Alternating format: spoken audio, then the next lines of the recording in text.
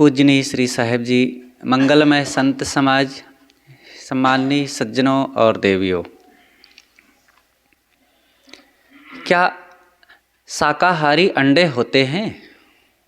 कुछ लोग कहते हैं अंडा तो शाकाहारी होता है, अंडे के खाने में कोई दोष नहीं है। वो शाकाहारी इसलिए मानते हैं, वे कहते हैं कि इसमें तो कोई जानवर होता नहीं, जीव होता नहीं, इसलिए इनको खाने में कोई दोष नहीं है।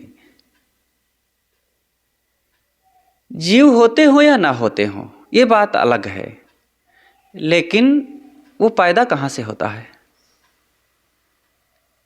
कोई पेड़ से कहीं खेती की जाती है क्या? जमीन में फसल तैयार होती हो और उससे अंडे होते हों? ऐसा तो नहीं होता।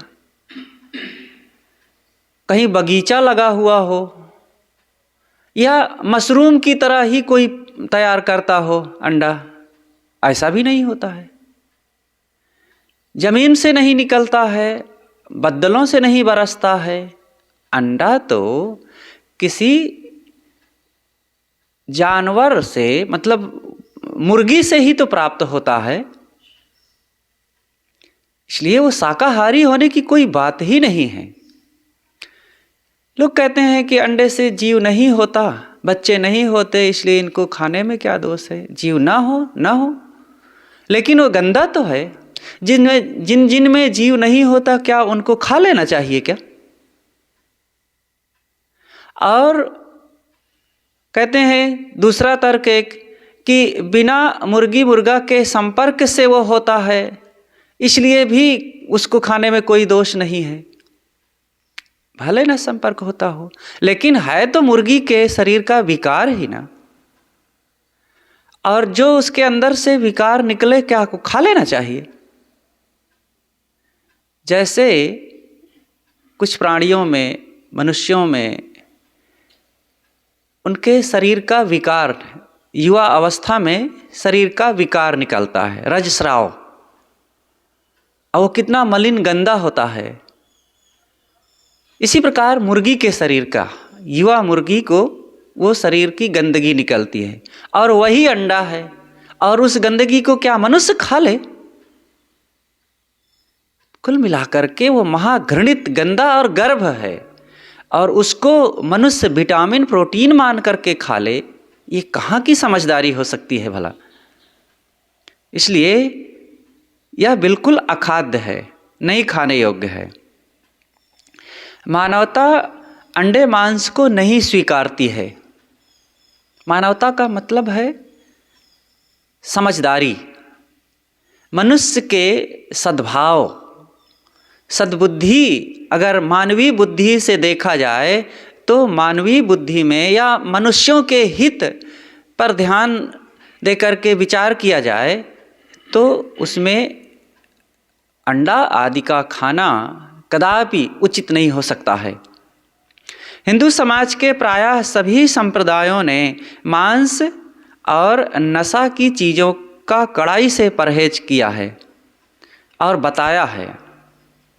अब कोई ना माने तो उसका अपना दोष है, लेकिन जहाँ विचारक समझदारों की बात आती है तो सभी लोगों ने इस पर परहेज ही बताया है। जैन शुद्ध शाकाहारी है, बौद्ध का भी एक हिस्सा शाकाहार पर ही जोर देता है। तथागत बुद्ध की तो जो मूल शिक्षाएं हैं, उनका जो उपदेश है, वह तो करुणा पर ही आधारित है ना। वे बचपन में ही देवदत्त ने एक हंस को तीर मारा और वो हंस उड़ता हुआ गया, सिद्धार्थ के सामने गिर पड़ा। सिद्धार्थ ने उसको उठाया, उसके घाव को धोया, तीर को निकाला और उसको पानी पिलाया। तब तक देवदत्त आ जाता है, कहता है ये मेरा शिकार है क्योंकि मैंने इसको तीर मारा है। सिद्धार्थ कहते हैं नहीं, ये मेरा है क्योंकि मैंने इसकी रक्षा की है। तो देवदत्त आग्रह करता रहा कि नहीं मुझे दीजिए। सिद्धार्थ ने नहीं दिया तो यह मामला राजा तक पहुंचाया गया कि राजा ही न्याय करें, शिकार किसका है।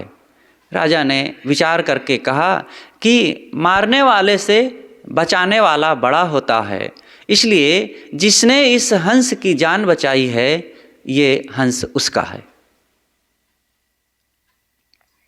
सूफियों में भी मांस नशा से दूर रह करके सादा जीवन जीने का ही उपदेश दिया गया है। उन्होंने स्वयं इसका पालन किया। ईसाइयों में भी ऐसे अच्छे विचारक हुए हैं जिन्होंने इस पर बड़ा काम किया है।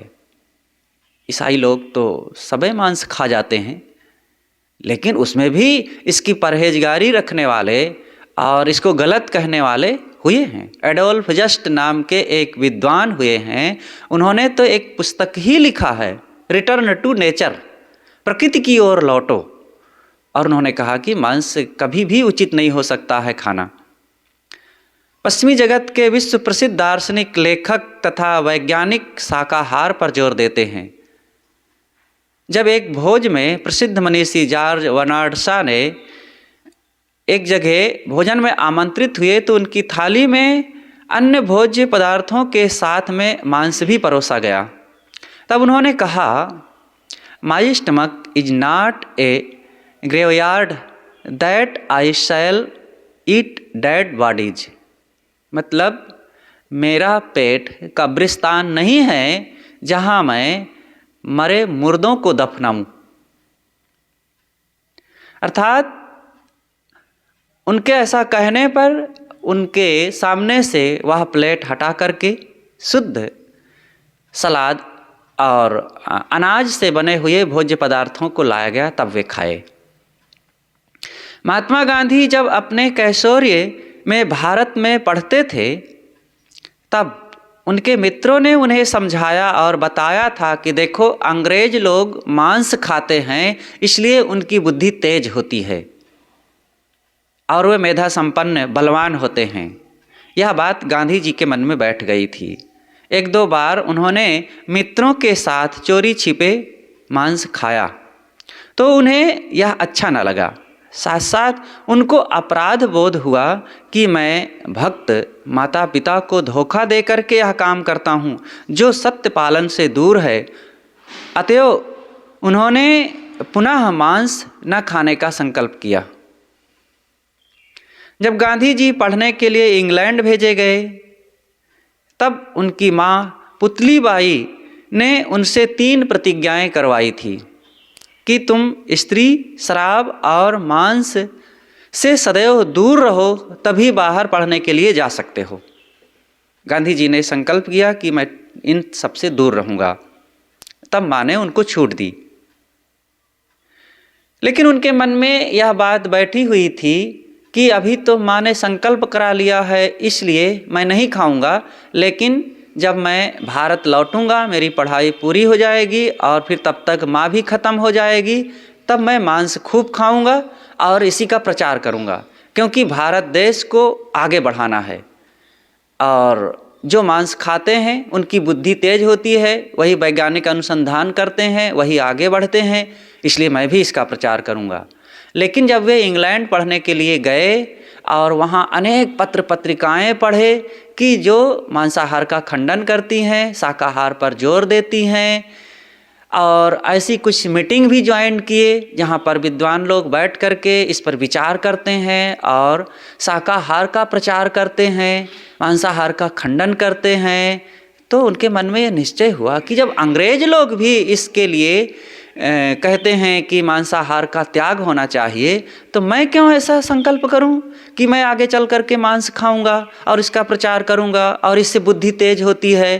फिर उनका पूरी तरह से विचार ही बदल गया और जीवन भर के लिए उन्होंने ये संकल्प कर लिया था कि मांस खाना बिल्कुल गलत है, मुझे पूरा जीवन अहिंसक बन करके रहना है।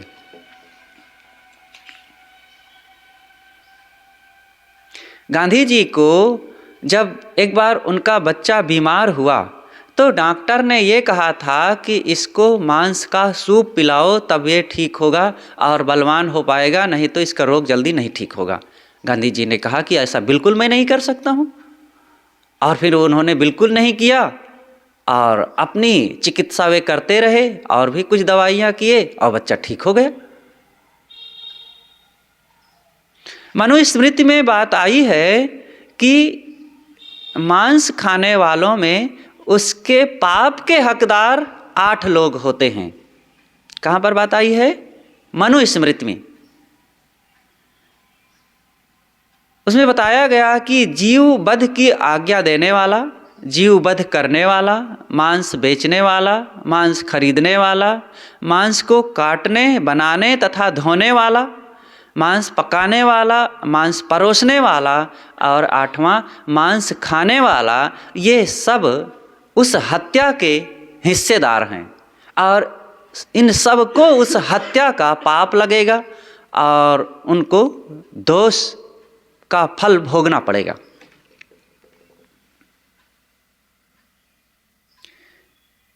मांसाहारी और शाकाहारी प्राणियों की अपनी एक अलग पहचान ही होती है। इस बात को भी सबको समझना चाहिए। मांसाहार और शाकाहार ये सब जानते हैं कि अलग अलग है। देखिए, जो मांसाहारी होते हैं उनका स्वभाव, उनका शरीर और शरीर की अनेक बनावटें बिल्कुल भिन्न भिन्न होती है। इस पर थोड़ा विचार करते हैं कि जो मांसाहारी होते हैं वे सभी, लगभग सभी जानवरों को रात्रि के अंधेरे में भी दिखाई देता है और शाकाहारी जानवरों को रात के अंधेरे में नहीं दिखाई देता है। देख सकते हैं आप, बिल्ली, कुत्ता, शेर, बाघ या और भी जो मांसाहारी हैं जानवर, उनकी आँखें और उनके चलने देखने के सिस्टम, और बकरी, बैल, भैंस, गाय, हाथी, ऊंट आदि आदि जो शाकाहारी जानवर हैं और मनुष्य, इन सबको रात में दिखाई देता है कि नहीं? अंधेरे में नहीं दिखाई देता। इससे पता चलता है कि ये शाकाहारी हैं और वो मांसाहारी हैं। जो शाकाहारी जानवर हैं उनके बच्चे जब पैदा होते हैं तो पैदा होने के पश्चात ही जल्दी से उनकी आंखें खुल जाती हैं और वे देखने लगते हैं। लेकिन जो मांसाहारी हैं उनके बच्चे 1 सप्ताह के बाद ही कम से कम देख पाते हैं। बिल्ली आदि तो शायद 3 सप्ताह के बाद उनके बच्चे देख पाते हैं, उनकी आंखें खुलती हैं। मतलब वे आंखें बंद किए पैदा होते हैं और 1, 2, 3 और उससे भी अधिक सप्ताह के पश्चात ही उनकी आंखें खुलती हैं। तो दूसरा अंतर ये है। तीसरा अंतर यह है कि जो शाकाहारी होते हैं उनके नाखून, दांत चपटे होते हैं, नुकीले नहीं होते हैं।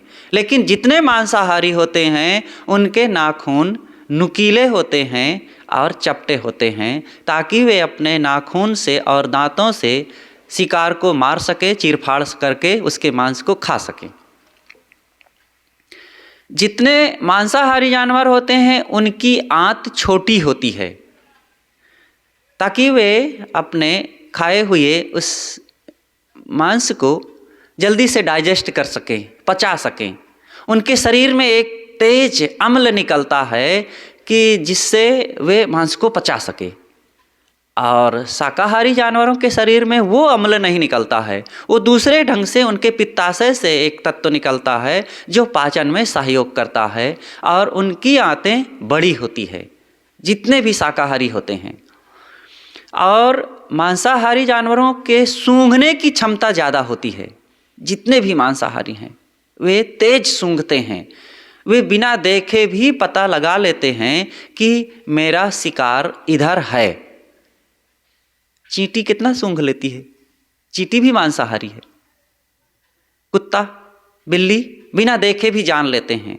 आप लोग तो घरों का अनुभव होगा, बिल्ली जान जाती है कहाँ दूध हो सकता है, कहाँ खाने की चीज़ें हो सकती है और कहाँ चूहा हो सकता है, वो जान जाती है। और शाकाहारियों के सूंघने की क्षमता इतनी नहीं होती है, वे नहीं जान पाते हैं उनको।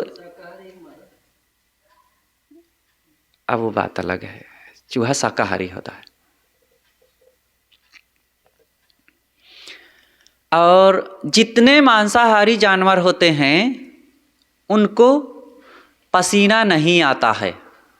मांसाहारी जानवरों को, बिल्ली को, कुत्ता को, बाघ, भालू, शेर, चीता आदि जानवरों को, तेंदुआ को, भेड़िया को, उनको पसीना नहीं आता है। और जितने शाकाहारी हैं उनको पसीना आता है। आप लोगों को पसीना नहीं आता ना? सबको आता है, कम विशेष पसीना नहीं आता और गर्मी में भागते हैं इतना जोर से, ऐसा कैसे हो सकता है? तो पसीना आता है।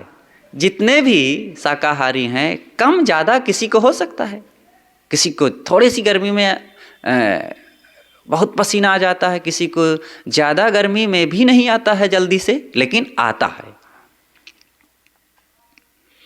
और जो मांसाहारी हैं वे जानवर जीभ से पानी पीते हैं, और जो शाकाहारी हैं वे मुंह से सीधा सुरक करके पीते हैं।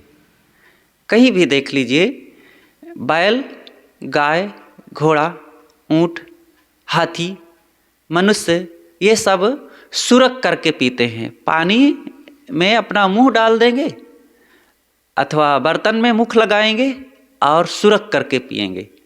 और जो मांसाहारी जानवर हैं वे जीभ से पिएंगे, चाटते हुए थोड़ा थोड़ा, चाहे जितना पानी उनकी पीने की क्षमता हो, लेकिन शेर भी वो जीभ से पानी पीता है। और उनकी जीभ, देखिए, शाकाहारियों की जीभ अक्सर ऊपर की ओर घूमती है और मांसाहारियों की जीभ नीचे की ओर घूमती है, और जीभ से पानी उठा उठा के चाटते हुए पीते हैं। ये उनका तरीका है। मांसाहारी जानवरों को चबाने की ज़रूरत नहीं पड़ती है, वो ऐसे दबा के कच कच कच थोड़ा सा करके बस गटक जाते हैं, कोई भी जानवर होंगे। और शाकाहारी जानवर चबा के खाते हैं। आप लोग निगलते हैं कि चबाते हैं? चबाते हैं।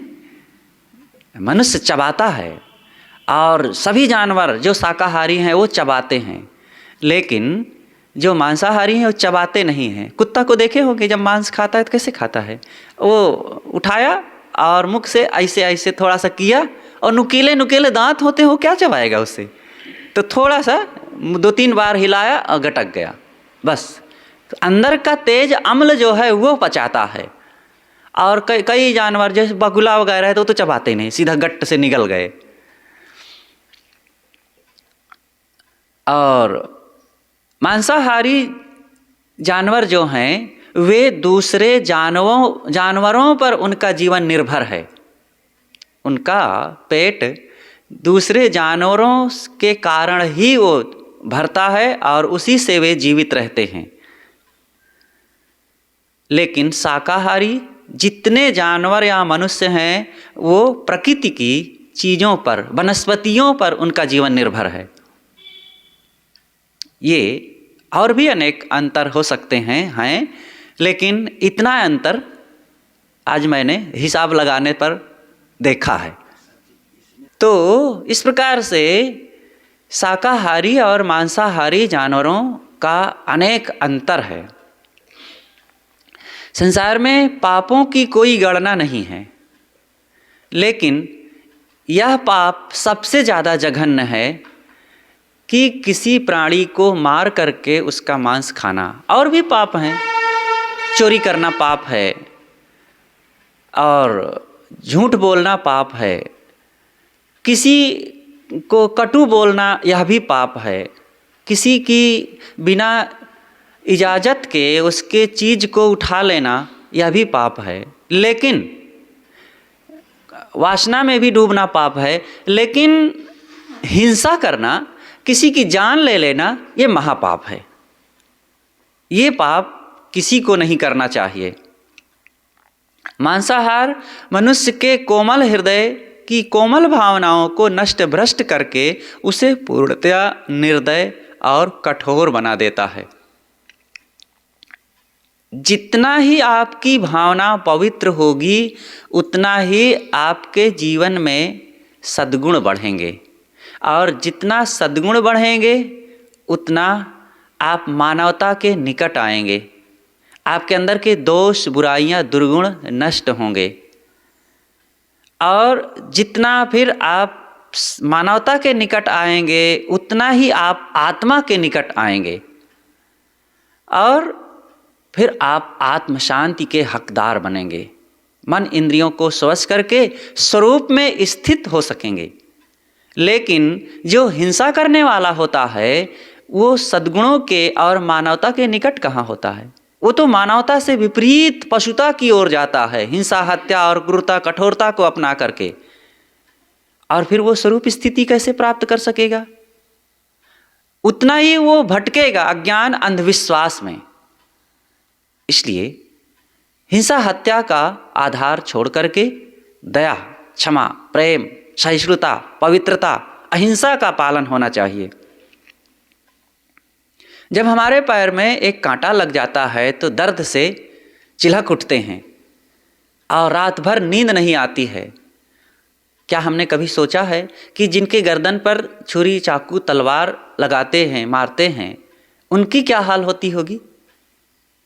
नहीं सोचते हैं। अगर सोचते तो ऐसा काम ना करते।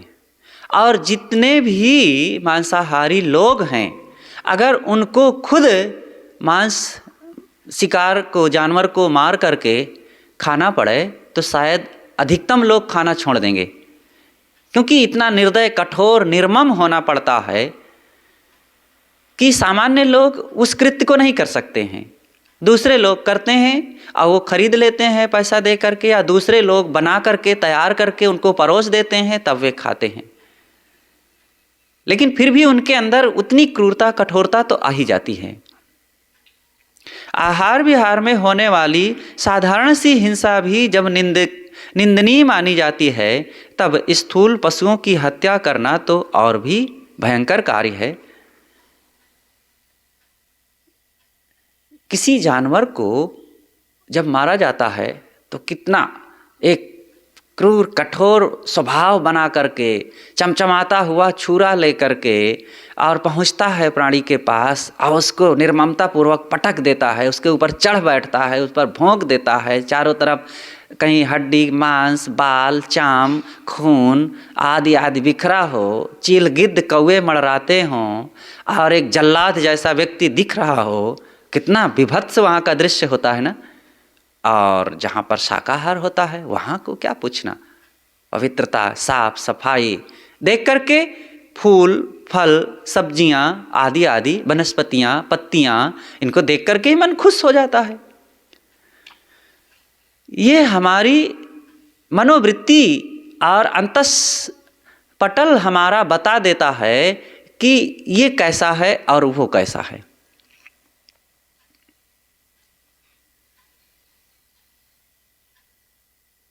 इस घृणित दशा में मनुष्य नहीं, राक्षस बन करके ही इस चीज़ को प्राप्त किया जा सकता है। यही कारण है कि यूरोप में जो लोग हिंसक तथा हत्यारे होते हैं, कसाई की गवाही जज नहीं मानता है। कहीं मुकदमा चल रहा हो, जज कहता है गवाह लेकर के आओ, और वह गवाह अगर कसाई को लेकर के व्यक्ति गया है तो जज कहता है कि नहीं, इसकी गवाही नहीं मानी जाएगी, क्योंकि इसको झूठ बोलने में कोई शर्म लज्जा थोड़े है। क्योंकि ये किसी प्राणी को निर्ममता पूर्वक मार सकता है दिन रात, तो इसको ईमानदारी से क्या लेना देना है, इसलिए इसकी गवाही नहीं ली जाएगी। श्रीमान एडोल्फ जस्ट महोदय लिखते हैं, प्रकृति ने मनुष्य को मांस खाने वाला शिकारी जानवर नहीं बनाया है। प्रकृति ने मनुष्य को एक दयालु, सभ्य, सदाचारी इंसान के रूप में बनाया है। मनुष्य को कच्चा मांस अच्छा नहीं लगता, उसे उसके बनाने, पकाने, बघारने, छौंकने और उसमें मसाला मिलाने की ज़रूरत होती है। उसे मांस के साथ और कुछ नहीं अगर चाहिए तो कम से कम नमक तो चाहिए ही, ऐसे नहीं खा सकता है। लेकिन अन्य जानवरों को कैसे खाना पड़ता है? उनको कौन सी ज़रूरत, कितना नमक, मिसाला, मिर्चा, लहसुन, प्याज, गरम चीज़ें, चूल्हा और आदि आदि की ज़रूरत पड़ती है। उनको कुछ नहीं ज़रूरत है। वो कहानी याद कीजिए कि एक व्यक्ति के घर में मेहमान आए तो उसने अपनी पत्नी से कहा कि देखो जी, तुम तैयारी करो और मैं बाज़ार जाता हूँ, मेहमानों के लिए कुछ अच्छी सी चीज़ लाऊंगा खाने के लिए, उनके स्वागत के लिए। और वो गया तो जहाँ पर आलू, बैगन, परवर और कद्दू, तोरई आदि आदि चीज़ें बिक रही थी, वहाँ कोई खास भीड़ नहीं थी। एक किनारे अलग एक जगह देखता है कि वहाँ पर बहुत भीड़ लगी। उसने सोचा कि ज़रूर वहाँ पर कोई विशेष चीज़ बिक रही होगी, तभी वहाँ भीड़ है। मैं भी चल कर वहाँ देखता हूँ और वही चीज़ लेकर के चलूँगा जो विशेष अच्छी है। तो गया तो देखता है कि एक व्यक्ति एक जानवर को काट करके टुकड़े टुकड़े कर रहा है, लोगों को तौल तौल कर दे रहा है। आसपास गंदगी बिखरी, हड्डियाँ बाल बिखरे हैं, चाम है, खून है, और लोग खरीद रहे हैं। सोचा कि ज़रूर ये अच्छी चीज़ है और ख़रीदा। मुझे भी 1 किलो दे दो। दे दिया। भाई साहब, इसको कैसे बनाया जाए, हम कभी बनाए नहीं, पहली बार ले रहे हैं, इसकी विधि क्या है? कहा, अरे भाई तुम भी विचित्र हो, इतना नमक, इतना मिर्च, मसाला, तेल, कढ़ाई, जीरा, धनिया आदि डालना और तैयार हो जाएगा। कहा, अरे भाई मुझे बनाना नहीं, मेरी पत्नी बनाएगी, एक पर्चे में लिख करके दे दो। तो अब बनिया को ग्राहक तोड़ना ठीक नहीं लगता है, तो थोड़ा सा समय निकाला, खट से एक लिस्ट तैयार कर दिया कि ऐसे ऐसे ऐसे बनाना है, इतनी चीज़ें डालना है, और एक थैली में भर करके दे दिया। एक हाथ में पर्चा, एक हाथ में थैली मांस की लेकर के चल दिया। और चलते चलते जब आगे बढ़ा तो एक मैदान में जब पहुंचा तो ऊपर एक गिद्ध मड़रा रहा था, और उसने देखा कि ये कोई मेरा आहार थैली में लिए जा रहा है। एक ही झपट्टे में उसकी थैली को लेकर के वो उड़ गया। और तब वो व्यक्ति पर्चा को दिखाते हुए कहता, अरे तुम खाओगे तो कैसे खाओगे, तुमको खाना है तो ये पर्चा भी ले जाओ, तब तुम उसको खा सकोगे। सोचो, क्या गिद्ध को उस पर्चा की ज़रूरत पड़ेगी कि पर्चा में पढ़ करके फिर इतना धनिया, इतना मसाला, इतना तेल, इतना जीरा, इतना ये करना पड़ेगा? अरे उसका तो स्वाभाविक आहार है और वो खा जाएगा। तो मनुष्य को तमाम ये आडंबर की ज़रूरत पड़ती है, मांसाहारियों को आडंबर की ज़रूरत नहीं पड़ती है। इससे भी पता चलता है कि जो लोग मांस खाते हैं मनुष्य, वे स्वाभाविक मांसाहारी नहीं हैं। अपनी प्रकृति को, अपने शरीर को, अपने मन को उधर डाइवर्ट करते हैं, बदलते हैं, और फिर वे अपने को खाने के लिए तैयार करते हैं। वो चीज़ को अपने लायक कुछ बनाते हैं ज़बरदस्ती, तब वो खाते हैं और पचाते हैं।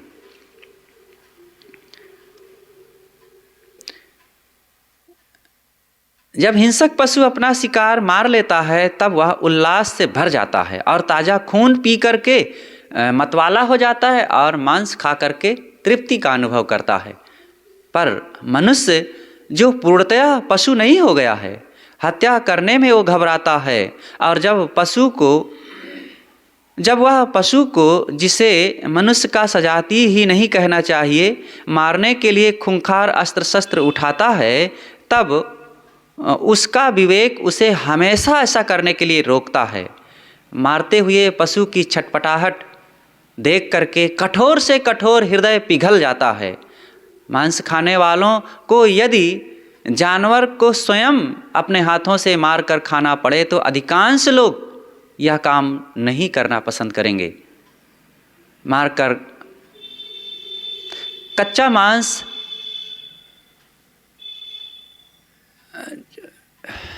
कच्चा बिना पका मांस अथवा कसाई की दुकान में रखी पशु की लाश देख करके सभी का मन घृणा से भर जाता है। अतः अनेक स्थानों में मांस को खुला ले जाने के लिए भी रोक होती है। इसीलिए ये कसाई लोग भी काली पन्नी में भर करके देते हैं ताकि लोगों की नज़र ना पड़े। वे अंदर में जरा हट कर, इसीलिए हट करके भी बाज़ारों में बेचते हैं।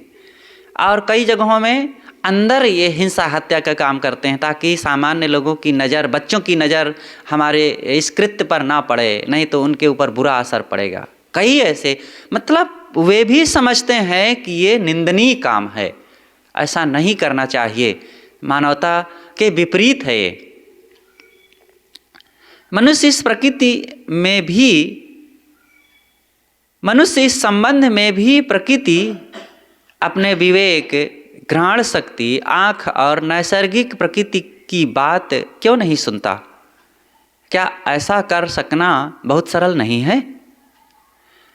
मनुष्य इस प्रकार के वैज्ञानिक अनुसंधान में कि वह पशु का मांस खाने वाली जाति का है या सर्वभक्षी सुअर भालू आदि की जाति का है, क्या अपनी शक्ति व्यर्थ खर्च करता है? क्यों अपनी शक्ति व्यर्थ में खर्च करता है? शाकाहारी है या मांसाहारी है, इस बात को पहचानने में अपनी बहुत शक्ति खर्च कर रहा है। इस बात को क्या अभी आप लोग या कोई नहीं जानता है कि मनुष्य शाकाहारी है या मांसाहारी? उसको पता लगाना पड़ेगा। अरे पूरी प्रकृति बता रही है, हमारा शरीर बता रहा है, हमारा पेट बता रहा है, हमारी आँख नाक दांत कान बता रहे हैं कि मनुष्य शाकाहारी है। लेकिन कितना ये कन्फ्यूज है, दिग्भ्रमित है, क्योंकि बहुमत देखता है कि संसार के अधिकतम लोग मांस खा रहे हैं, तो क्या सचमुच मांसाहारी है या दिग्भ्रमित है? लेकिन इसमें भ्रम की कोई बात नहीं है।